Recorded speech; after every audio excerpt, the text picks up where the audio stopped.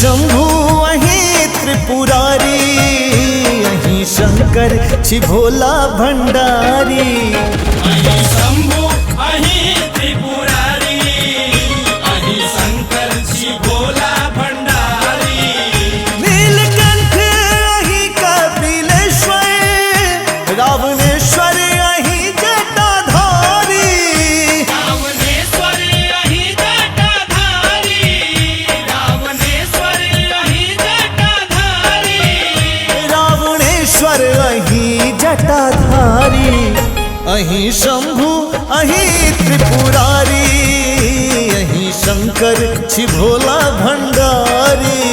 अहीं शंभु अहीं त्रिपुरारी, अहीं शंकर छी भोला भंडारी।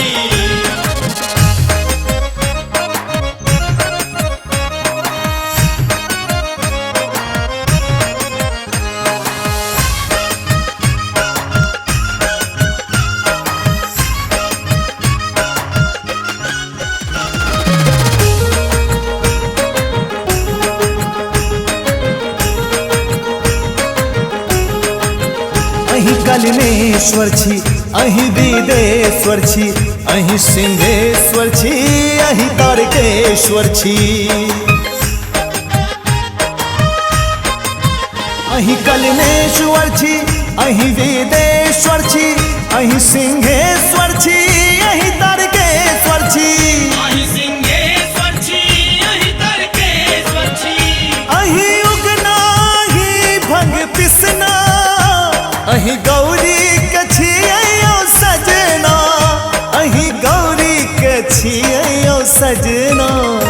अहीं शंभु अहीं त्रिपुरारी, अहीं शंकर छी भोला भंडारी। अहीं शंभु अहीं त्रिपुरारी, अहीं शंकर छी भोला भंडारी।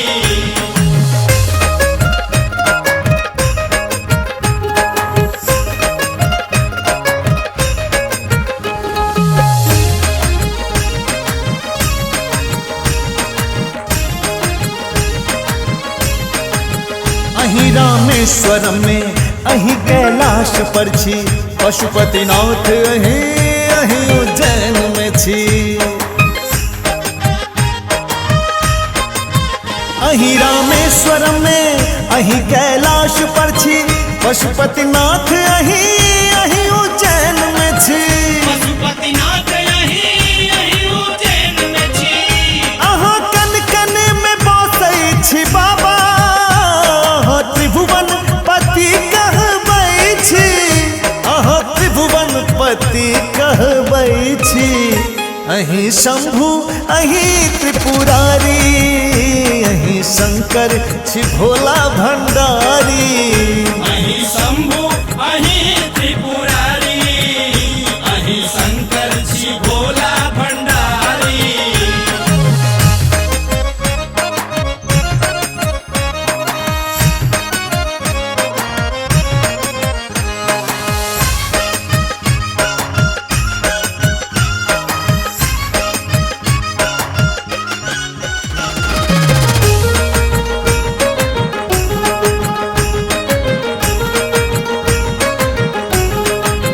जटा में गंगा अयो, हाथ में डमरू अयो, माथे चंद्र शोभे भस्मै सगरोयो।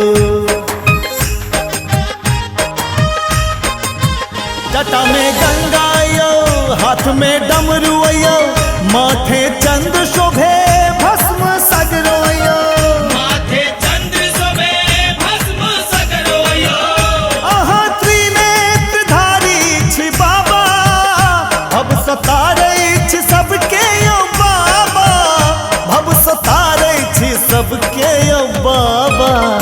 अहीं शंभु अहीं त्रिपुरारी, अहीं शंकर छी भोला भंडारी। अहीं शंभु अहीं त्रिपुरारी, अहीं शंकर छी भोला भंडारी। नीलकंठ अहीं कपिलेश्वर, रावणेश्वर अहीं जटाधारी। रावणेश्वर अहीं जटाधारी, रावणेश्वर अहीं